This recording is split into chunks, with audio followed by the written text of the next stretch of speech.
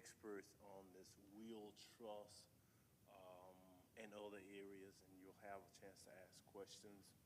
Um, I work with both of our specialists, in fact, and it's a great joy to have someone not just knowledgeable, but knowledgeable in a way where you can understand it, so could bring it down to simple terms. And I'm thankful to have tonight with us Carter McGee along with Shonda Crutcher, Carter Montgomery along with McGee, Carter Montgomery along with Shonda Crutcher. I supposed to write Carter, he don't know this, and say thank you for guiding me in helping someone near and dear to me dealing with issues of this magnitude. And I asked him early on in the process, should I do this? He said, hold on, I'll let you know. And as we went through it, when it came just the right time, he called and said, you need to do this now. And it made all of the difference in the case that I'm talking about. And I'm just thankful for that kind of assistance and to do what we were able to do. And let me share with you, something needed to be done, but it was not time for that, okay? And I have no ill about those trying to do it. And I think if they've done it a different way, something very, very safe and very helpful could have been done. But now we're on this thing of how do we heal this family? That's the hard part for me. How do you heal this family now and allow it to go forward so this sister can live out the rest of her life happy and in peace, and that's all that she wants. I'm going to pray. We're going to separate those who are going to the classes go, and then we're going to bring up Shonda Crutcher to start our session on plans for the future. Father, we thank you, we love you, we give you all the glory, all of the honor and all of the praise. God, you deserve it. You've been better to us than we are able to be to ourselves. Thank you for having people who care about people, for after all, service to you is judged through our ability to interact with and be a blessing to others and to people. We can't love you unless we love one another. And in fact, you taught us to love even our enemies, and that means to do right by them. Teach us how to do that. So tonight, be glorified in all that is said and done. Let it be a blessing to your kingdom here on earth. In Jesus' name, amen. Now, those of you who are going to class with Sister Tracy,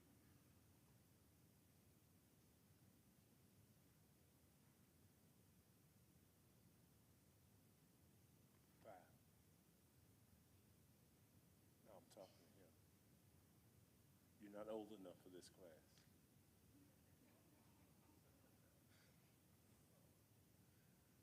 Thank you. Close the door. Close the doors, Tremaine. Your husband asked for you.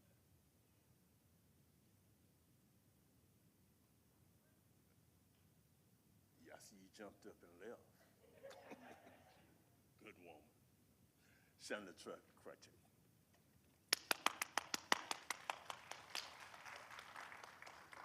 Thank you. Good evening. How's everybody doing?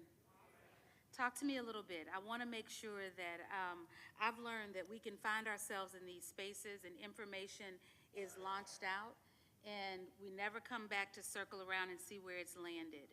So I'd like to just take a few minutes and do just a quick triage. Since our conversation last night, what kind of thoughts have run through your mind about what you're expecting to get today? Or just conversations that you need to have? Yeah, or just last night, how did yesterday tenderize or redirect your thoughts related to the topic that we covered? Mm-hmm. Yeah. I think that's so critical, guys, and if you don't get anything else, planning pre-crises must happen. Planning in the midst of crises is going to cost you more, and so thank you for that. Anyone else? Yes, sir. The planning and preparation is probably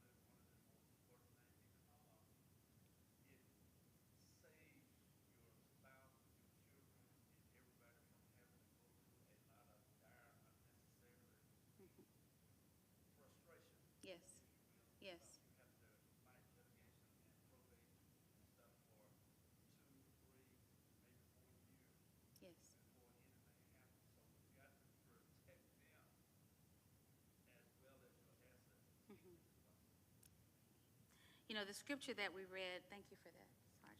The scripture that we read last night was in Haggai, and it says basically that our latter days are intended to be greater than our former, to the end of peace.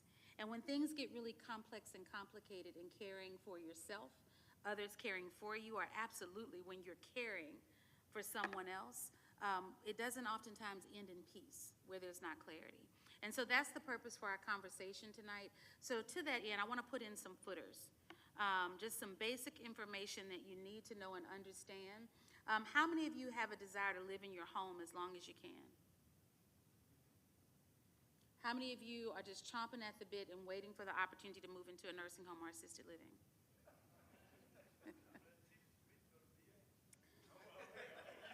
Yeah. Well, let me share this. A passive posture will take you where you don't want to go and leave you there for longer than you ever desire to stay. It requires an active posture of planning in order to stay in your home. I'm going to give you some practicality as to why. If you're taking notes, this would be a good time to take a few notes. I'm going to give you an email address that you can go on here and find all of the documents to substantiate the things that I'm saying and dig a little bit deeper. Our email address at the Legacy Center is www.liveyourlegacyhere.com. We are a 501c3 nonprofit agency, and our mission is simple. We believe in community with the senior at the center. I don't think there's anything that we can't figure out within our communities. And our ultimate goal is for individuals to live in the least restrictive environments in a way that best preserves their assets and affords them the highest quality of life. When you don't plan pre-crises, when you don't plan, the alternative is being in a more restrictive environment in a way that will absolutely deplete your assets. That doesn't impact those that are impoverished or those that are independently as wealthy as much as it does that middle working class. What is middle working class? If you don't have $250,000 in liquid assets or more, you fall into that middle category. Okay? No, you're not. No, you're not. Is that okay? So we're there? So let me spell out some framework, and then Carter's going to come and lay the legal on top, just like we did with Doug last night, and then we'll open up for some question and answers. So I want to talk to you about the different levels of care. And can I take the, Pastor, because I need to walk just a little bit. The knowledge is all up in there, so I have to be able to move so I can get it out. So let's talk about the different levels of care. Let's start with living at home first. Most of you in the room said you wanted to live at home for as long as you could. To live at home will run you between $10,500 and $11,000 a month for in-home care.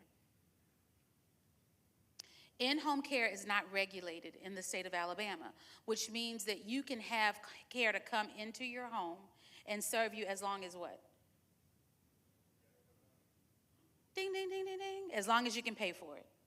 As long as you need it, but as long as you can pay for it. So if you go into the hospital, and I like to give scenarios so that you can be clear. When you go into the hospital and the doctor comes in and says, you're going to need, mom's going to need, dad's going to need 24-hour care, there is no order that can be written that insurance will cover to get that 24-hour care in the home. So for 99.9% of the people that are told that they're going to need 24-hour care, what is that basically saying? Where you going home? Where are you going? Nursing home, skilled nursing. And we're going to get there in a minute. But home care runs on average $10,500 to $11,000 per month for 24-hour care. That comes out to about $22, $23 an hour that you'll pay for in-home care private pay. The only support that you have to help support that $22, $23 an hour for in-home care is going to be VA benefits. We learned about it yesterday. Anybody remember what it's called? Aid and attendance. www.va.gov. www.va.gov. That is the only site you want to entertain to learn about aid and attendance. There are people that make money directly and indirectly for you visiting sites that aren't that site to help to get them to assist you in getting VA benefits. Because what do you have to provide for them to do that? Everything. Your social, all of your asset information. You don't want to do that with anyone else other than va.gov. Okay? So aid and attendance can assist with in-home care, also private long-term care insurance. How many teachers do I have in the room, or retired teachers? You know, the one thing I always say in Alabama is that teachers' pay is not near what it should be, but the one thing that they did get right in Alabama is what they negotiate for their teachers for long-term care insurance. What I find, though, is that it can be the best-kept secret. So one of the things I want to challenge our teachers is to make sure you go back and look at those long-term care insurance policies. You can't get what you once could get, say, 15, 20 years ago, but it is still a very good long-term care insurance policy. Who else qualifies for long-term care insurance? One word that I'll share with you is most, but you won't know until you call. There are policies that can meet you where you are. The best policies are the sooner you get them and pre-diagnoses. I purchased my long-term care insurance policy when I was 28 years old. I had seen enough of the worst-case scenarios that I knew if nothing else happened, I wanted to be able to have options. So I purchased my first long-term care insurance policy at 28 years old. It was a John Hancock policy. Every year, policies change. You can't get that policy anymore. And so the time to look for a long-term care insurance policy is pre-need. So that's another one of those conversations that you don't want to wait until disease and diagnoses begins to layer. You want to do that when you're at your healthiest, which you must assume is right now. So long-term care insurance, VA, can help supplement that in-home care to stay in your home. The other levels of care that you can get in any environment that you're in is home health. I've had people call me, usually from churches, and they say, well, we don't need any help right now because the doctor's going to order home health. He says that mom needs care around the clock and he's going to order home health. There's a problem with that. Home health will only come out on average 2 to 3 times per week. And the average long-term care stint or home health stint is 3 months. So that's only 2 to 3 times per week, max out at 6 months, and guess how long they stay? Maybe, depending on who you get and how strong your advocate is. So home health alone that is covered by Medicare, Blue Cross Blue Shield, and other insurances is going to be very limited. Now, it is valuable, and you should use it. But know that if you're wanting to live in the least restrictive environment, you're probably going to have to layer that with something else, and that's not going to be all-encompassing. Now, we've been blessed here in Huntsville with TARCOG. How many of you have interfaced with TARCOG, the Area Agency on Aging? They have a program called Medicaid Waiver and Alabama Cares. It is specifically designed for those that have resource deficits. If you're on Medicaid, you will probably qualify for a Medicaid waiver, and they will allow a limited number of caregivers in, but it's still more than what you get with just home health. So you may get 20 hours a week, 5 hours a day I have one client that actually we've spread her hours out enough to where she has caregivers in 7 days a week and it's covered by her Medicaid. But the time to look into that is as soon as you anticipate that there could possibly be a need. And the biggest challenge that I find sometimes in those situations are the commingling of funds and hiring family members. Why would hiring family, because you can hire anyone you want with those resources from TARCOG, why would hiring family members be a problem? Bottom line, they're not going to do right. Accountability. You know, the way I get engaged a lot of times with cases is when the bottom has fallen out. There was a lady, she was having frequent falls. I went in, I was livid because home health had been in. I was like, why do we allow this to happen in our communities where there's so many resources and people are not being guided in the correct way? I began to make phone calls to try to get her set up for benefits. Come to find out, she had hired her grandson as the caregiver. The grandson's girlfriend's son, who was 11 years old, was the caregiver that was being left at the home.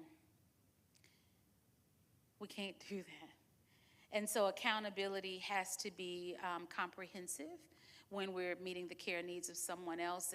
And those benefits aren't going to last long if we continue to abuse them the way we are, because, you know, you're not going to have people presenting to the hospital many times before that becomes legislation, that we go back to just being able to utilize small businesses, and then the buck doesn't spread out as far as it could. But those are the options for in-home. Second is assisted living. In the state of Alabama, we have 2 assisted living options. One is a traditional assisted living. The other is what's called a SCALF, S-C-A-L-F. So SC and then assisted living facility, ALF. Those are for individuals with cognitive impairments. As Doug shared yesterday, Alabama is one of very few states where the Medicare does not follow the person. So whereas every other level of care is subsidized, you cannot pay for assisted living with any subsidy. Why? Because Alabama opted out of the money when it came through because they didn't like who was president at that time. Okay? So there's no subsidy for assisted living in Alabama. There is right across the state line in Tennessee. So what Doug and I have done historically with a lot of our clients is what? Send them right over the line to Tennessee. We pay the first month, and in 30 days they're a Tennessee citizen. But Tennessee is getting bothered by that. So I don't think that's something that we can depend on long. So those are conversations that we really need to be having with our legislators to see how we allow that Medicare dollar to follow the person. Because right now, skilled nursing, and I'm about to share that rate with you, assisted living, the average assisted living rate in Alabama is $38,500, so $3,850 per month, average assisted living. For specialty care, so for the memory care, add about 1,000. Now, I've been saying add about 1,000 for about 10 years, it's probably add about 1,500 on average for memory care. So $3,800, $4,000 for the average assisted living. Memory care assisted living is going to take you up to about 5,000, right at 5,000. Skilled nursing facility, those are our nursing homes. The average nursing home right now is running about $8,000 a month, private pay. So help me appreciate why Medicare dollars will go to support an individual 100% if you qualify for residential Medicaid, living in in a nursing home, but not in assisted living. Why is that the case in Alabama? It's not the case in most states. Yeah, but also because our nursing home lobby is one of the strongest lobbies in the state. And so those dollars have been advocated for years to go straight into skilled nursing. They've just made it difficult for the assisted livings to come in and get any of those subsidized dollars. That's another conversation that could be had. So what is happening, those that have choice and options. Those that don't usually end up in more restrictive environments, i.e. nursing home, instead of being able to be in a lesser restrictive environment where their care needs can be met, which is another reason why we must plan. We must plan. So that is my segue into Carter. Carter's going to share with us some of the legal things that need to be done. This is practical application time on those things that must be done in the way of planning.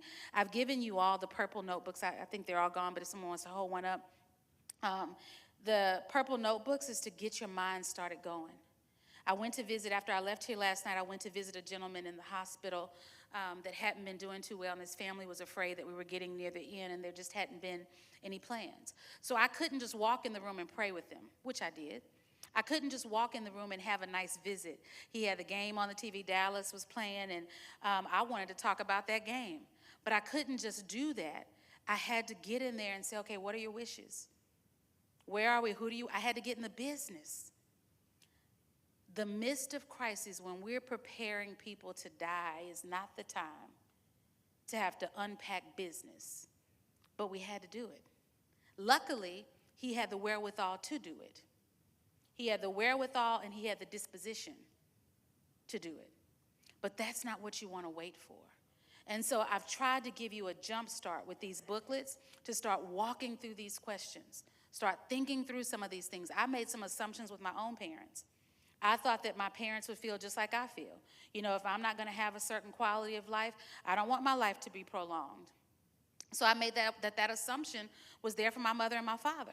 And one day I asked him, my dad agreed. He was like, yeah, no, let's go ahead and sign it, and you make the decisions if we get there, but I don't want life to be prolonged.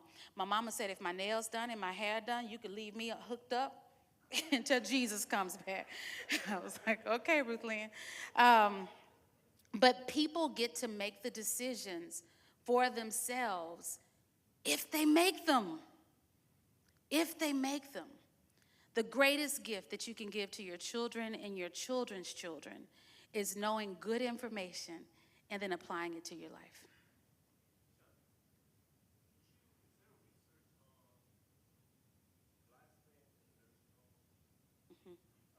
Absolutely, absolutely. In a nursing home, the rule of thumb back 15, 16 years ago, when the number first came out to me, was the average nursing home stay is about 3.5 years. When I look at the latest Harvard studies and the studies out of Johns Hopkins, that's closer to 18, 24 months. And I'm gonna tell you, disease and diagnoses aren't killing as quickly as isolation and depression. And that's some of the greatest stuff that we have to overcome when individuals are in environments. It's not the nursing home that kills, it's if you have no business in a nursing home. That's where it gets challenging. You know, most people don't kick and scream when that is the level of care that's required and they're in the right place. It's when your lack of planning leaves you with no options on what nursing home you go into, or your lack of planning has put your families at odds with each other, or you end up in an environment that is a greater need, a greater skill than what you need in that moment. That's when depression grabs hold. And they can sing all the songs, and you can go in and do communion 10 times a day, and it doesn't change the reality that comes on the backside of poor planning. So I just encourage you to be intentional. There's no magic wand or crystal ball, but I have seen God be faithful in the midst of sound planning. Habakkuk 2:2 says to write the vision and make it plain so that others can see it and run with it when you're weary. And so we must do that. We must do that. I trust Carter. He has good information. Let's lock in. We'll pause after his first section and just try to drive it home and give some real practical application and maybe massage out some questions. Because this is what I've learned. When there are no questions in the room, there will be no follow-up. It's just a reality. So we'll let him give us some really good information, then we'll pause for a minute and make it personal and back it up with some questions so that we can actually follow through on what's been given to you the last 2 days. Is that okay?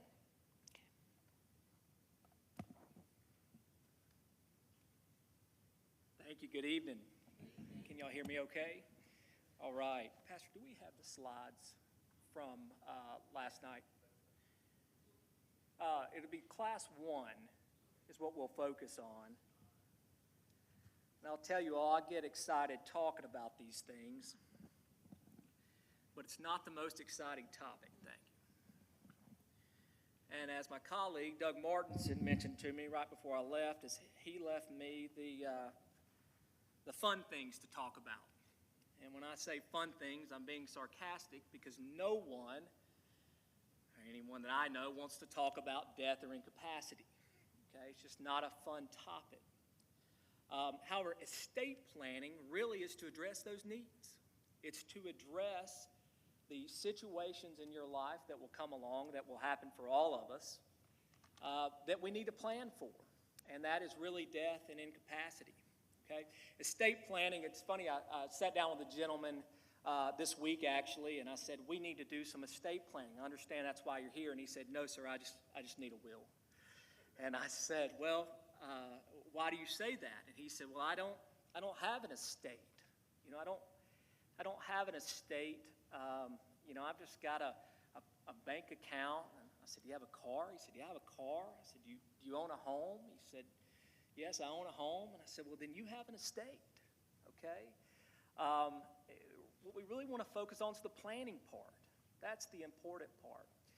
And, you know, Shonda has me fired up just listening to what she's saying because it hits so close to home with clients that we have day in and day out that come in and want to sit down and talk about these things. Estate planning is not a complex topic. It can be overwhelming. There's a lot of information out there, but it really can be very basic, okay? And whether you know it or not, oftentimes you get estate planning advice from your bank, or maybe your accountant, your financial advisor if you have one, or your HR department at work. And so if you just open your ears up and ask questions, and I hope you do tonight so that I can answer those for you, you can learn a lot. You can learn a whole lot. So I'm going to open up and talk about kind of the common questions with estate plans. That's going to be the next slide here, yes. And when we talk about estate planning, there's 4 documents that we primarily discuss. The most common one that people know about is a will. What is a will? What does it do for me? And I'm going to discuss that. The other, I'm going to say 2 documents are a power of attorney. There's one for, I like to say, for financial purposes, and one for healthcare decisions. And then there's the last form, which I believe you have a copy of as well, and that's the advance directive. Has anyone here heard of a living will? Okay. The advance directive really took the place of a living will. I'm certainly thankful for that, because a lot of people came to me and said, I had a will. And they say, I have a will. And I look at it, and it says, I do not want life-sustaining treatment if I'm incapacitated. And I said, that is not your will. Okay? That is a living will, or what we now call an advance directive. Okay, so those documents are really crucial into addressing all aspects of your life. Okay? The will is what we focus on because we're trying to really focus on what happens when I pass away. What's going to happen to my assets? Who's to receive them? Who's to be responsible in administering my estate and getting my assets from my home to my children, or to my family, or to whomever, it's maybe to my creditors, right? To somebody I owe money to. Who's going to be in charge of that? And so, the will itself is honestly a very simple document where you simply state that. You name someone to be, if y'all have ever heard the term executor or executrix, and we now use the common term personal representative, but this is the person that you name, somebody you trust that could step in. Does that person need to be responsible? Absolutely. Right? Does that person need to be good with finances? Most likely, right? And if you say, well, Carter, I don't really have someone that's good at those things, then we can talk about other options, right? But I tell everyone that comes into my office, everyone's family's different, right? You play with the hand you're dealt, okay? And some people have family very good with things, some people don't. You make the best decision you can, and you lay your head down at night, and you rest well, okay? Because that's what you have. And I tell people, I can help you think of solutions and work through problems, right? But I can't tell you about your family. I can't tell you about your friends. I can't tell you whether they'd be good with money, or are they a spendthrift? Do they spend money often? I can't tell you, do they have other, substance abuse issues in their life, right?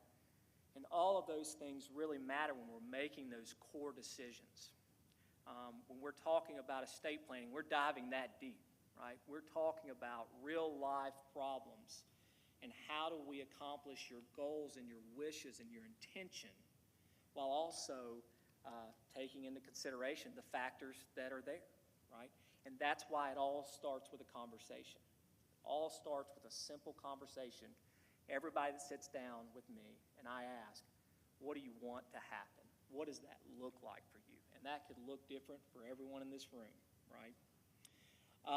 And so, you see on the slide, it says each document has a specific function, and it does, right? The will itself specifically mainly addresses where, who's in charge, but where do you want your assets to go, right? And how do you want them to go to those individuals or those charities or your church, whatever it may be. And if you have minor children, right, who's going to be in charge of taking care of those kids, right? We were talking before I got up here. I always have the conversation. Some people tell me they don't know. And then they say, but I know who I don't want to be in charge, right? And that's just as important, and we know that well, right? So it's important to include all this so that when you're no longer here, okay, that we can look at this document and say, this was their intent, this is what they wanted, this is how it needs to be carried out, okay? There is a very common, and I will jump all around these slides. I get off track, so I'll try to reel back in. But there's a very common misconception that a will does not go through probate court. That if you have a will, that it will not go through the court and that your family will automatically inherit those assets. And that is not the case, okay? Probate actually means to prove the will. You know, back before we had technology and affidavits and the law had progressed, we actually would call witnesses to a will into court and would make them testify, give testimony to the judge to say this person intended to do this. They were competent. This is valid. And the judge would stamp, approval on it, and they would prove the will. That's what the probate judge would do. We don't do that anymore. We try not to. Actually, I'm right now on a case, but we try to get affidavits early and meet all the requirements that Alabama requires a will so that that probate process is easier, but it's still a process that goes through the court. And I might get off topic yet, but a lot of that ties into family property. And what happens if you don't probate a will? What effect does that have on your property? We're going to discuss that as well. The will also, on this slide here, it will state what the personal representative's jobs do oftentimes. They come in, they oftentimes will hire a lawyer, such as myself, okay? They will allow us to draft the documents to carry out the terms of the will, to petition the court. And then that person's actually in charge of doing everything. People say, Carter, I thought that's what you were going to do. It's not, okay? The person that you name in a document to be the personal representative or the executor, that person is going to be in communication with the beneficiaries. They're going to be in communication with your advisors, whether that's your accountant or bank. They're going to be in communication with your creditors. If you owe particular money on a credit card or you borrowed money from a bank, they're going to be in contact with these people. And they're going to make sure that all those debts are paid and everything's taken care of, and then what's left is going to be distributed according to the terms of your will and how you've laid it out. Okay. The slide also talks about in the event of your untimely death, a personal representative may be able to come in that you've named in a will and file a lawsuit on your behalf to make your family whole, right? If someone has wronged you or was negligent, and you've been injured, or even in this case, you ever heard the term wrongful death, right? You actually have to have a personal representative come in, and they will file a lawsuit, okay? So that person's very important, very important. It's got to be somebody trustworthy. It's got to be somebody that you know can handle it. And if you don't, then you start having those conversations with friends and others who may be willing to do it for you, okay? The power of attorneys, I'm going to jump to that real quick. Powers of attorneys don't focus on death. Powers of attorney are to address your incapacity during life, okay? In fact, powers of attorney are no longer effective once you pass away. And so those powers are powers you designate to someone to be able to step in and make decisions on your behalf. They're a fiduciary, which means they owe a best interest standard. They have to act in your best interest. They can't step in and take the money out of your bank account and spend it for themselves. They can't, go on vacation. They have to spend that on you. It's got to be on your care, your bills. It's got to make sure that you're taken care of. And so there's two types of power of attorney. Well, there's two types of power of attorneys in that there's something called a springing power of attorney, and there's something called a sprung power of attorney. A springing power of attorney is one where you say, wait a second, Carter, I don't know if I trust anybody with that while I'm competent to come in and be able to manage things or access my accounts or anything like that. And that, what language we put in is actually called springing language, and it says this power of attorney's not effective until I become incapacitated and a doctor has declared me incapacitated. And in a lot of cases, that makes the most sense. Not in all cases. If you're your spouse, a lot of times you're fine. I'm okay with my spouse stepping in and making decisions if somebody required a power of attorney to act on my behalf. And so if it does not have that springing language and it's in effect immediately when you execute the document, okay, that's called a sprung. It's in effect now, right? But those documents, whether it's for healthcare or financial purposes, those documents, and I'm talking now about the general power of attorney, those documents are meant to take care of you. And I see more litigation and more fights over this area of law than I do the will. Okay? Because this area is such a gray area. It's such a gray area. And, our bodies are with modern medicine, we're living much longer, but our minds are still deteriorating at the rate they have. Okay? And so there's a wider range now of that gray area. Somebody told me the other day, the doctor said, they're not incapacitated, but they kind of are. And I said, what do you mean? You're not a doctor. They said, well, they need help.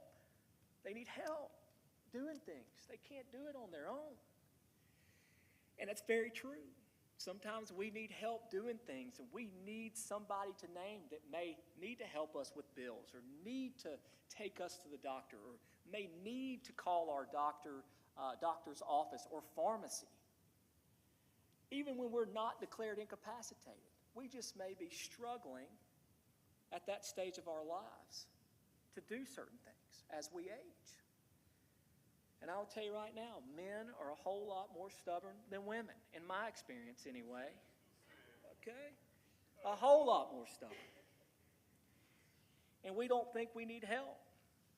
And that's a very difficult area. Very difficult area. So these power of attorneys address that.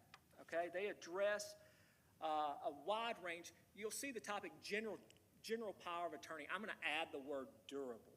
Because when we talk about estate planning, we're talking about incapacity. And that durable language is what's referred to when we talk about incapacity. It means it's durable. It carries over into incapacity. Okay? Which means when we are incapacitated, somebody can step in and make decisions, can talk to individuals they otherwise wouldn't be able to talk to, can talk to companies. I tell most of my clients, this covers everything from your bank to your cable company, okay? And you say, well, why do they need to talk to the cable company? Because whether you're using it or not, they're going to keep charging you, okay? It's going to keep coming out of your account. Unless somebody can step in and act and do something, your estate assets are going to dwindle. And when we do this planning, that's what we're trying to avoid. We're trying to avoid a mishandling of your estate. We want to maximize the potential of your assets, everything you worked so hard for to take care of you, because that's what we do. We work hard and like to take care of ourselves and take care of our families, but then that's meant to take care of us. And I have many clients that come in and they say, they're focused on their kids.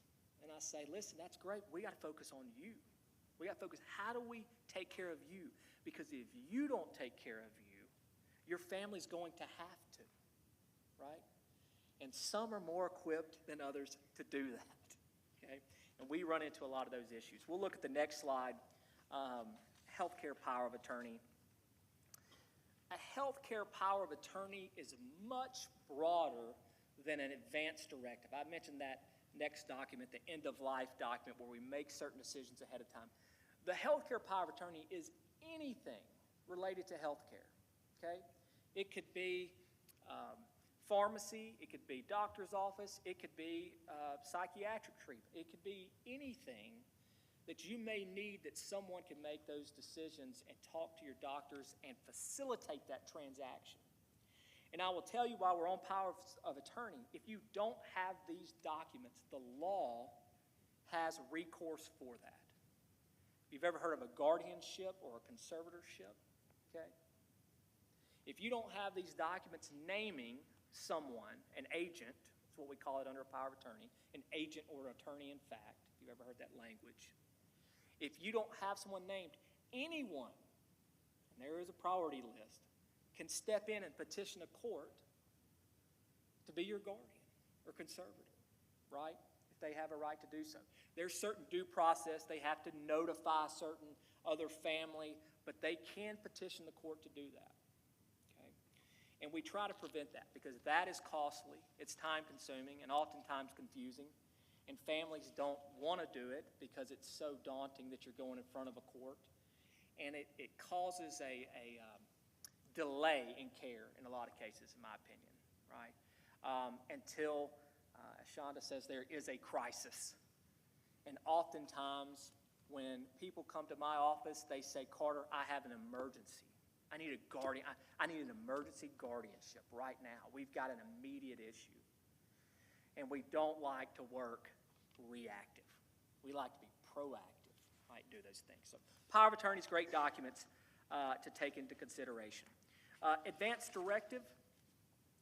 Advanced directive is that living will I talked about. I don't know, do y'all remember the Terry Schiavo case where I think it was, I can't remember if it went on 6 days, but she was in a coma. Her I think parents wanted to keep her on the ventilator. Her husband wanted to, for lack of a better term, pull the plug. He wanted to withdraw care, and it was really an issue, right? And that it brought a lot of attention to this area of the law. And states moved to really codify, and that's a legal term for make into law, a form for each state that they will use so that healthcare providers can easily access and read and interpret these documents. And in that advance directive, or living will, okay, you name an individual who the doctors will talk to, somebody in charge. Now, I don't know about y'all's families, okay, but that's a good thing when it comes to my family, that there's one person or maybe two people, you know, having the communication, and the others are just being brought in, right, to be included, but they're not necessarily making the decision, okay? These documents ask specific questions, and I think you have a copy of the document in that purple folder Shonda provided. This document asks specific questions. I could recite it in my sleep at this point, okay? It asks, if you were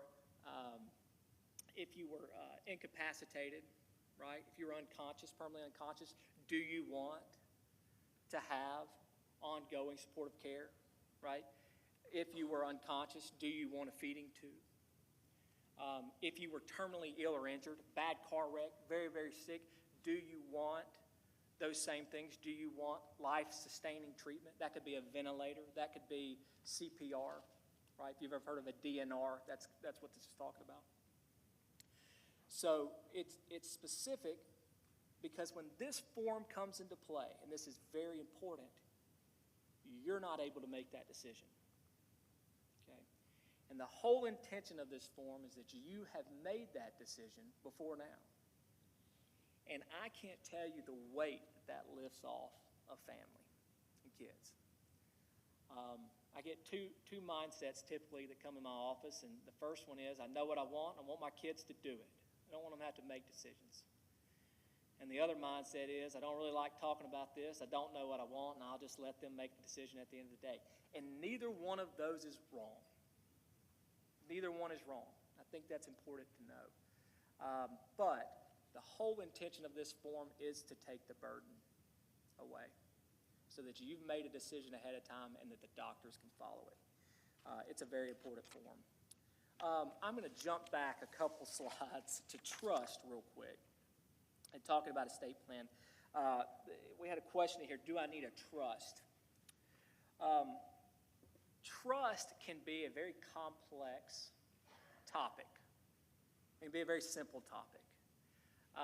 The most common types of trust that I always like to use as an example is a testamentary trust, okay? And the most common type of testamentary trust would be, I've got kids that I want to leave assets to, or my estate to, and they are minors. That's the most common that you see. And if they are under the age of 19 in Alabama, then when I leave assets to them, I want that to be held in trust for them. And all that means is that you are leaving assets to a beneficiary, but you're leaving the responsibility with another person to oversee it, okay? So in a trust relationship, there's three parties. There's the person that creates it, there's the person that's in charge of it, the trustee, and there's the person who receives the use and enjoyment of it. That's the beneficiary, okay? And it's flexible. In trust, you could say, I don't want my kids to receive, my estate until they reach age 30. Or maybe I want to say they receive some when I pass away, some when they graduate or get a degree, some when they reach age 25 or 30. They're very flexible. But that's the most common type of trust, and they can be very important. Living trust, that's a document that I could spend another 2 hours on. A living trust is a secondary strategy that we use right now to avoid probate. It's very common. I oftentimes get the question, what's better, a trust or a will? Okay? And the answer is, it depends, right? True lawyer answer there. A will is going to be more of your standard, simple estate, right? It's going to be something where we're looking at what assets you have, what's the cost, because the cost of a will is going to be less than a trust. Okay, what's my goal? Is my goal to avoid probate because there may be some family issues out there that may arise if I'm going through probate? Okay. Living trusts are private. They don't go through the probate court if they're done correctly. Okay. So there's an analysis there. They are more expensive, but the goal is to save the cost in the long run of what may happen if you have a complex estate or complex estate situation. So I encourage you, when you're doing your estate plan, talk to an advisor or an attorney or someone and see what makes the most sense for you. And I'm happy to answer any questions you have on those type of trusts as well. The special needs, real quick, huge topic. Special needs, very important in that a lot of people don't understand the impact on special needs individuals receiving assets. And the truth of it is the threshold for qualification for Medicaid and what we call SSI is very low. And in most cases, those beneficiaries receiving anything, if they have disability, will affect their eligibility for those benefits. And a special needs trust is a type of trust that we oftentimes use to shield those assets to help support them. You'll hear special needs trust sometimes called a supplemental needs trust. They supplement the care. And so they're very important as well, and a huge, huge estate planning topic, and has really progressed over the last 10 years, I would say. And there's a lot of good literature out there on disability and the use of special needs trust to address that. Thanks. A lot of information. A whole lot of information. I'm going to condense it down really tight for you with three major walkaways, and then we'll open up for some Q&A. First and foremost, I'll say this again and again and again, plan pre-crises. There's no cookie cutter to this, guys. And I'm going to really caution you against going online and doing fill in the blanks. That just, it doesn't have a personality. It doesn't have the full data. It doesn't know the questions that need to be asked to get you thinking in a certain way. Those fill in the blanks don't have the wisdom of experience. And so plan pre-crises. Number two, do the work. Do the work when you're choosing people to step in on your behalf. I have a rule of thumb. Don't have people managing more than they've ever, for you, than they've ever managed for themselves. I've seen it devastate lives, devastate. You know, families that have been sons that were left $1.7 million apiece, 2 boys, and they had blown through the money in a year. One had a felony, the other was involved in drugs, and then we were able to rebuild once all the money was gone. Every gift is not a good gift. And if you know that their character issues pre-need and pre-crises, don't think that your disability or your death gonna make them get right. It usually just exposes everything that's out there. And then third, continue the conversation. Carter mentioned Terry Schiavo. She actually had her cardiac arrest in 1990. It wasn't until 2005, do that math, that legislation finally allowed for them to remove her off of life support. And the main thing was good communication. She had the documents, but the documents sometimes don't talk as loud as they should. And so the documents backed up with good relational equity, I believe that's the most valuable form of currency that you have. I've done my due diligence with Doug, but more so than that, I have a relationship with folks that's gonna stand up for me with those documents. Because you may need somebody to walk into, as you've experienced, you may need somebody to walk those documents into a space for you and advocate on your behalf. So pre-plan, make good decisions. Think outside of the box if you have to. And continue having the necessary conversations, because you can't pay people to care. And so how we invest relationally is gonna serve you best when you find yourself in crises. So maybe that's jogged some things. We have time, I think, for 2 or 3 questions from Carter or myself. Yes, sir.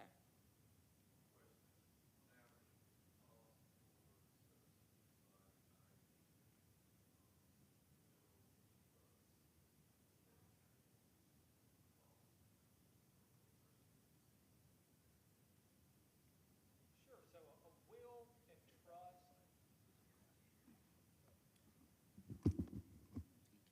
A will and trust, it varies from case to case, but generally, I would say for a will package, and when I say that, I mean the will, power of the attorney, and an advance directive can run anywhere, I would say right now, between $500 and $750. Depending on the lawyer you go to, you may find some law firms that do some more extensive work, and they may charge upwards to $950 to $1,250. But most of your general probate law firms are going to be less than $1,000, I would say, on a will package. Now, a trust can run anywhere from $2,500 to $5,000, right? There was a big push a while back for these revocable trusts, and they got a little gimmicky, and I think attorneys took advantage of it, honestly, especially out west. They got sold a product they thought was good, and they passed it on to clients, and there's been a shift in the industry to get away from that. And so if someone's quoting you $8,000 for a trust, you need to walk away, right?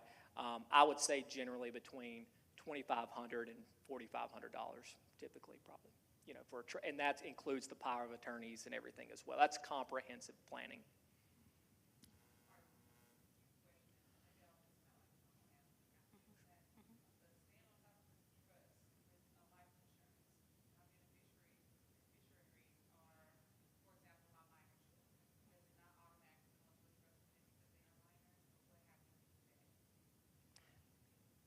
Sure, no, it does not.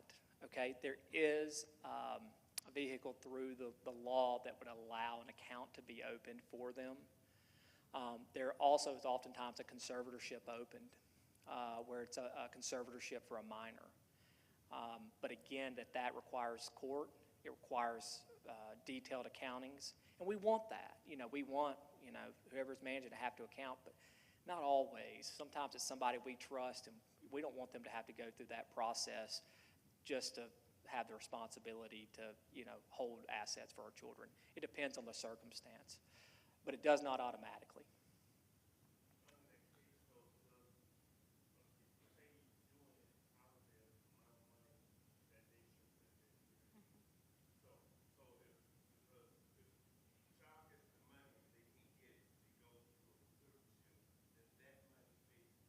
Absolutely. Yes, pays the fees and everything on that. And so you have to take that into consideration. Absolutely. And sometimes it's worth it. Sometimes it's worth it. We had a situation, I don't know if you guys remember, probably you do, when the bus flipped over and there were some situations there, and some of those children ended up with conservatorships. And I can tell you that there was some life change that occurred on the other side of a responsible adult being able to manage those funds that I don't know if we would have seen. And when I say life change, I didn't see that from a distance. I was up close on it and saw how life change happened.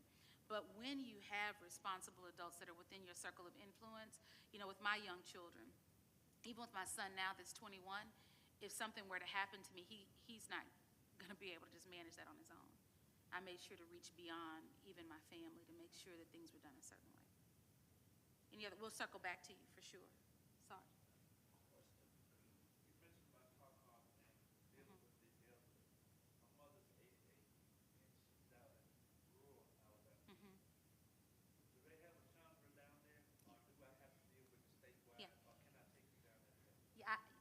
Yes, on the end, yes, you can, but the area agency on agings are present in every county in the U.S., so they overlap. So they're regional offices, but every county in the United States is covered by an area agency on aging.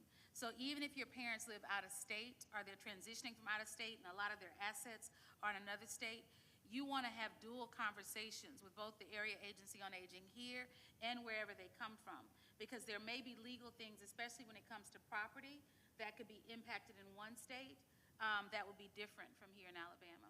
But I would say if there's any complexities, TARCOG does have legal services, but we work really well with TARCOG, and their attorney, her heart is a heart of gold, but they don't get into the complexities of things. And so they can give you generalized information legally, but if it's a complexity, my recommendation is to get a private attorney outside. They can get you pointed in the pathway. And if it's a simple will, they can do those.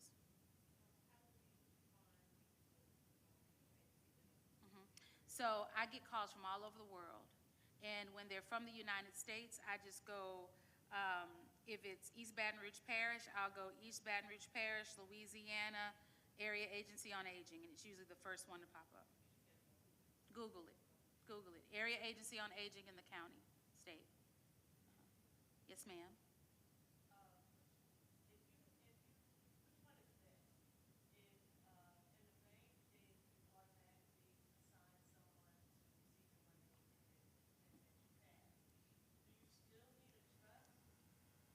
Great question. So while y'all are talking, I'm thinking up here of things I haven't told you yet, and I really could talk on this for hours, but that's such a great question because the answer is no, you don't need a trust, right? Know this, that when I was talking about estate planning being simple, part of that, when somebody comes to me and they say, Carter, what do I need to bring you? I say the first step is knowing what assets you have and how are they titled. Do you own it jointly with someone? Do you have beneficiaries on that account? Is it your spouse? Because if you do, that is where that asset is going to go. And that's an important thing that you brought up because that trumps the will. If you had an account and you said, I want everything to go to my cousin, but your will said, I want everything to go to my kids, that account's going to your cousin. Okay? But only that account. Only that account. And each asset can have different beneficiaries. Your retirement account may have a different beneficiary, and they may all have the same beneficiary. But if you designate a beneficiary on account, that is where it's going. But it will be paid out right to that individual. It will not go through the probate process.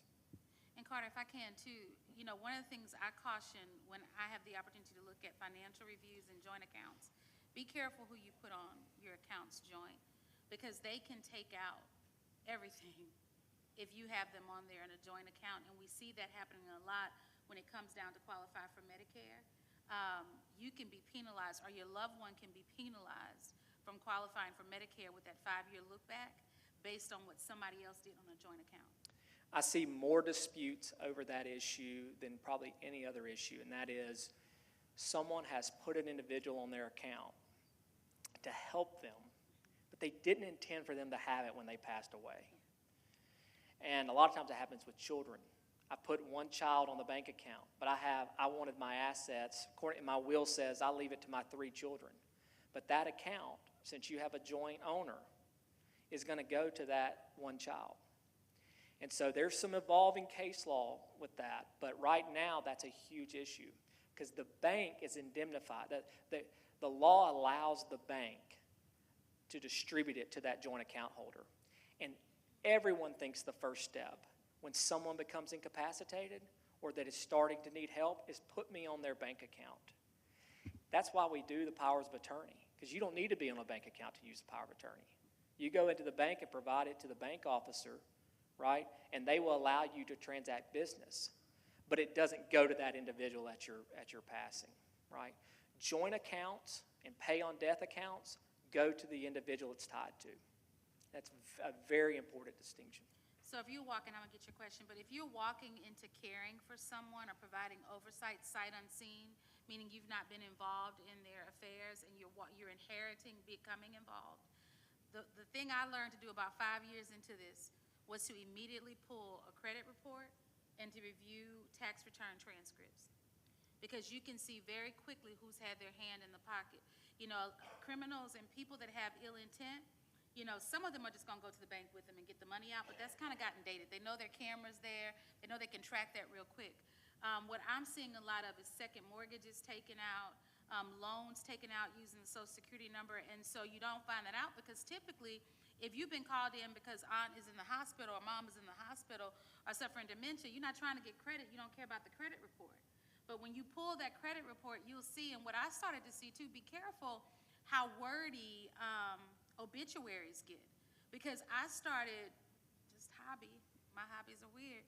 You know, I started pulling credit reports after death to see that window of time, like there's a 2-week window when people will go open every credit card under the sun. So that's what happens when emotions get entangled with planning that didn't happen. People are sitting around the table crying, open the door for everybody, it's a house full of folks, and you'll be amazed at how quickly people can get their hands on just enough to do a lot of damage that oftentimes is not caught until it is.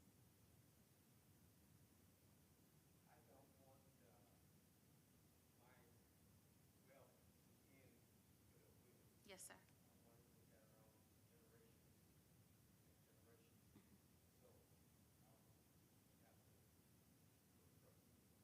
Not necessarily.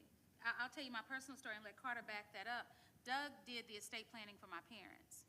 So my dad came to me and he said, look, now, I think Doug is professional and I don't think he's going to tell you, but I know y'all been working together for 20 years, so I'd rather you hear it from me than hear it from him. We're not leaving you nothing. We're leaving it to the kids. So you can do that in a will. Your assets can be left to your grandkids, if you have great-grandkids, you can leave it how you choose. There are even some, you know, my dad has some investments. Now, he didn't leave all the investments to them.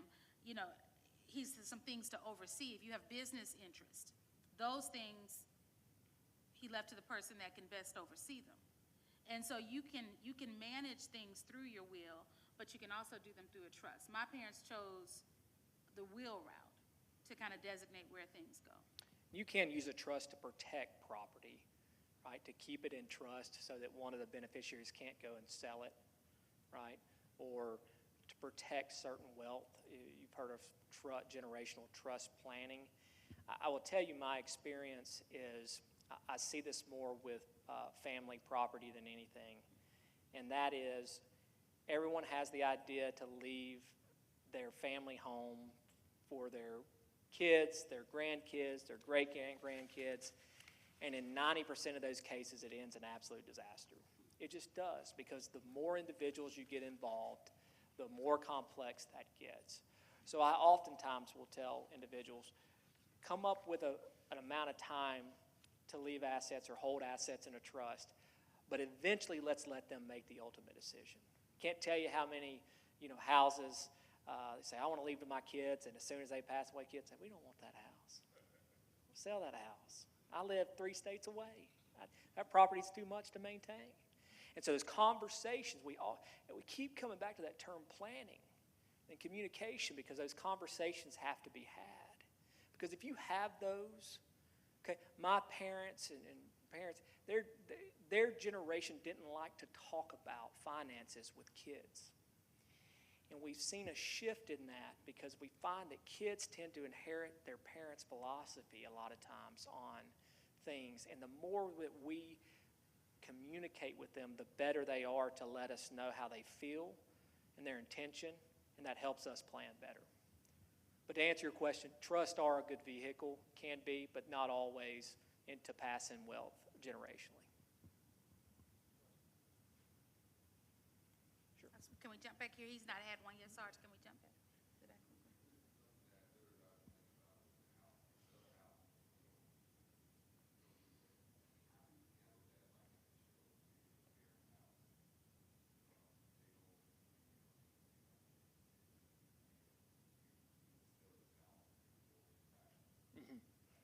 A good question. So, a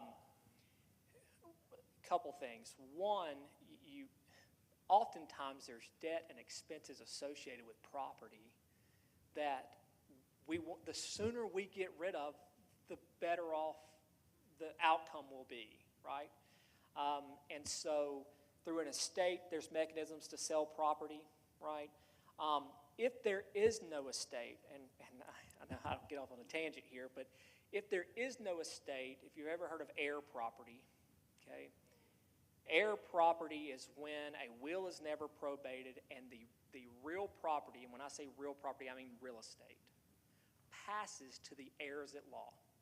If you do not have a will, the state has one for you, basically. These are the people who are entitled to your assets, okay? And when specifically we talk about real property and no will is filed, the heirs being different from beneficiaries. Beneficiaries are people you name. Heirs are people who automatically have a right under the law.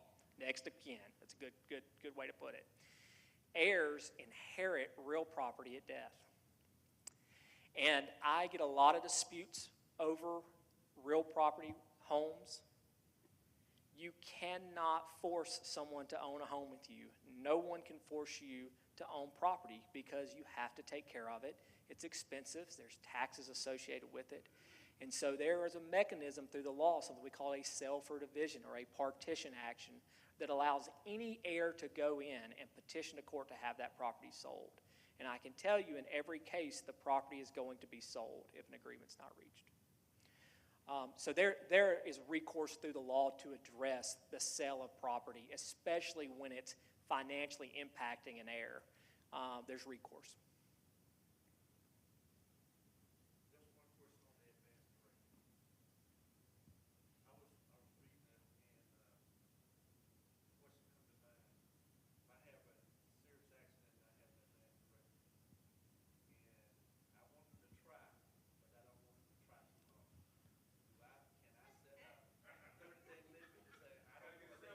Yeah. I had. Yeah. So, yeah. Oh yeah. Yeah. That's a realer question, guys. That's a realer question than I ever realized until I stood in those hot seats. And this is what I would say: make sure you got people with good sense and that love you for real around you, because there's nothing like advocates. Because, you know, professionals are professionals. They're going to do everything they can to preserve life in the midst of the accident. But in those first 24, 48, 72 hours, it comes down to who's at your bedside that's speaking for you when you can't. Because that advance directive is not going to get out of a drawer. It's not going to jump out of a file cabinet and come present itself to the powers that be that are making those decisions real time. Carter, you want to add? Yeah, I'll say when I'm watching people fill out and sign the advance directive, they slow down oftentimes because they're thinking the second they write their initials down, if they fall out right then. And I always tell them, I'm going to resuscitate you. I don't care what you put on that form, okay? Now, I have had somebody put, keep me alive for 30 days, right, in the form, and we laugh about that. Everyone has their qualms. I do want to say in the affirmative, I think things are easier to understand, that no matter what you put on that form, and I really, really harp on this with my clients, if the doctors think what they're going to do is going to save you, that form does not come into play. They don't care, okay? That form specifically addresses the scenario that the doctors have determined in their medical expert opinion you are not going to live through whatever this is. And at that point, do we not prolong it? And Carter, I have a commitment, an obligation to be very real about it, though, guys. I've been in the hospitals, I've been in the ERs. Sadly enough, black and brown faces, oftentimes, and aging faces, don't get the same considerations. And so the level of advocacy has to be there. It is subjective. And if you walk in at 80, if you walk in at 70 looking like you're 80 because you're sick, determinations can be made. Ageism is real. And I've had to call Doug late in the midnight hour to say, hey, give me some teeth. Give me some teeth. I just need to be able to throw your name so that I can have permission to fight for this person for 48 hours, because situations can change within 48, 72 hours. And we have literally had to stand toe-to-toe with healthcare professionals to say, give it 72, give it 48, when they were saying this is it. And I've seen that disproportionate with regards to, unfortunately, disproportionate with black and brown faces and aging across the board, whether you're red and yellow, black and white. You cross over 80 and you go into the hospital looking like you're dying, 9 times out of 10, if you don't have an advocate there. Yeah. Yeah. And I'll add to that, in a personal situation of mine, going through a family member in the hospital, the doctor comes in there and spends, especially in a medical emergency, minutes. They don't know you. No. They don't know that you don't look like what you looked like a week ago. Yes. With my family member, they told me, well, they're just aging. I said they were running an organization 5 days ago. Yes. Right? Yes. You don't know, and so you're exactly right. You've got to have advocates in your corner to fight that. And the time to be private, guys, is not when you're being rushed to the hospital or when you find yourself in a bad situation. Make the list. Put it on the refrigerator. Put it on speed dial in your phone. But make sure you have, if you've not identified 3 to 5 folks that you know are going to get up out of bed and put on clothes and present well for you and represent you well, you've got to process through that. And if you don't have anyone relationally, then you may need to get into a formal relationship with a professional that will get out of bed and come advocate for you. Because the last thing you want to do is to show up without an advocate. Do we have any adults in here that don't have children? Critical that you plan pre-crises. Critical that you plan pre-crises. And identify those key people that would be willing to show up on your behalf. And I say 3 to 5 because want to sometimes isn't as obvious as it should be. And you'll think the very people you think will get up at 2 o'clock will say, call me and let me know what they say. Yeah. Okay. Guys, it has been an honor. Yeah, one more. We got 2 more questions, then we'll wrap up.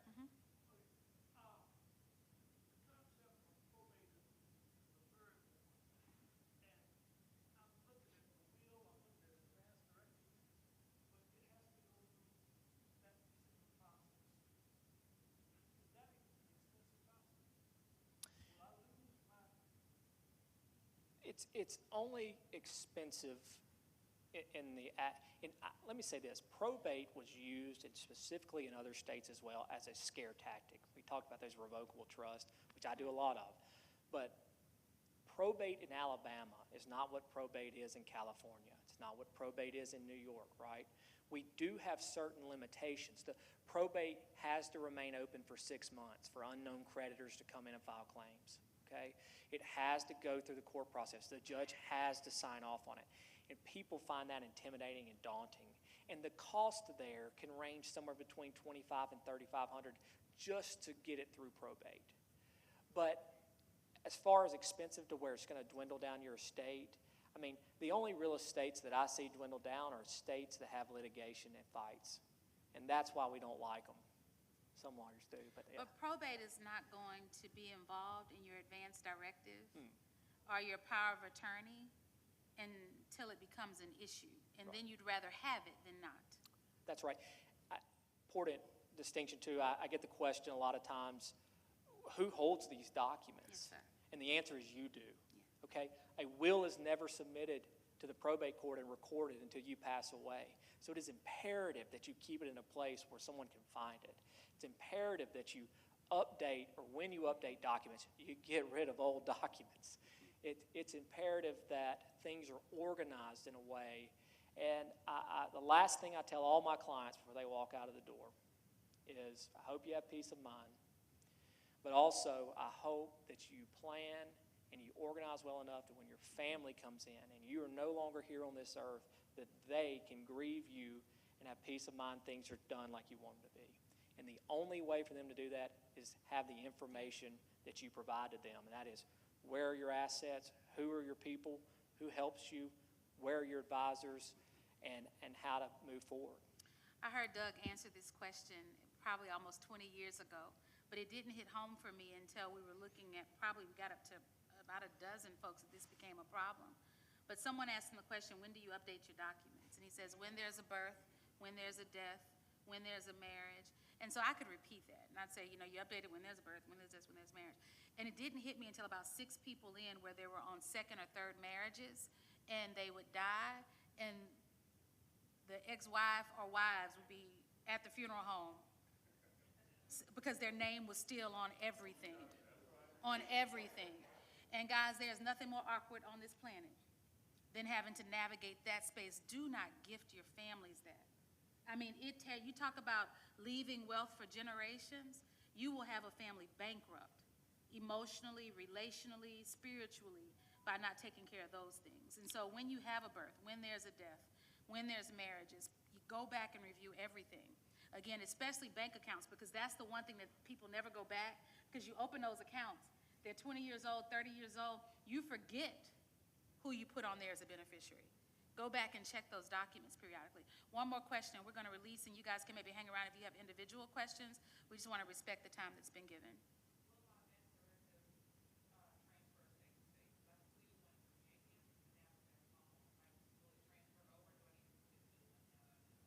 Yes, it's valid.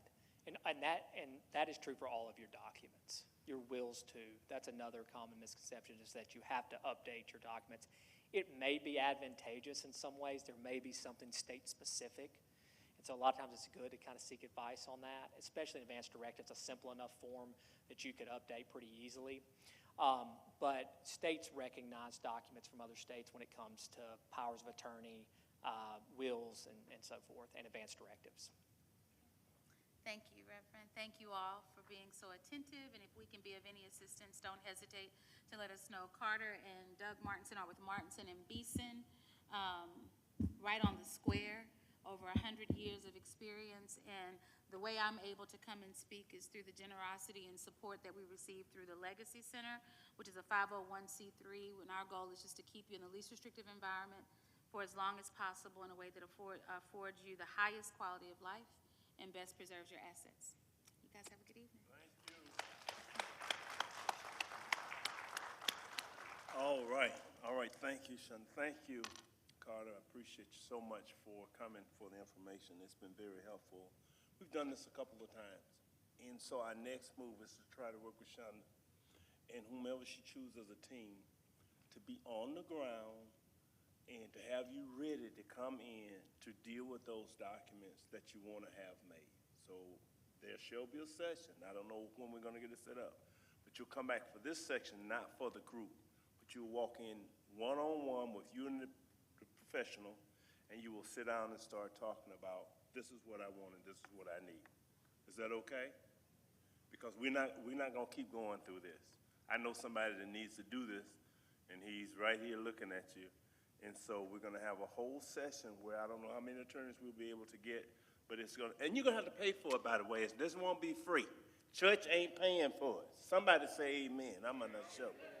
Yeah, it's going to be something that you pay for. And so when you ask how much it costs, I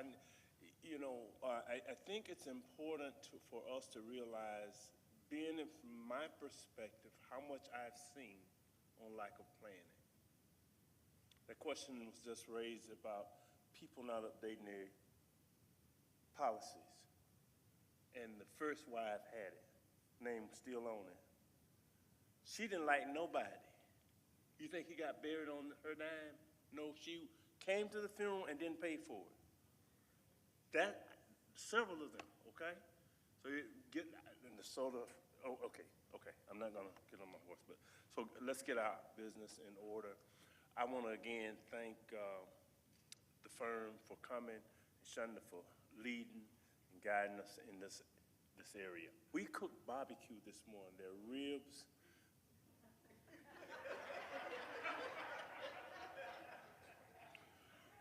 I think the taster is the most important person at the barbecue cookout. My role was tasting. It was. They didn't know it was gonna be good unless I said so. So we cooked barbecue this morning, and we got ribs, all kinds of stuff, and it's there for you. So after I close, I'm gonna bless it. All that they didn't eat this morning. This is not a joke. The deacons were here early. No, one maybe, but this morning they was out there early. So we know how to get them on church on Sunday. Put a grill out there by my truck and they'll be here. If all minds are satisfied, we just stand, we'll pray, dismiss.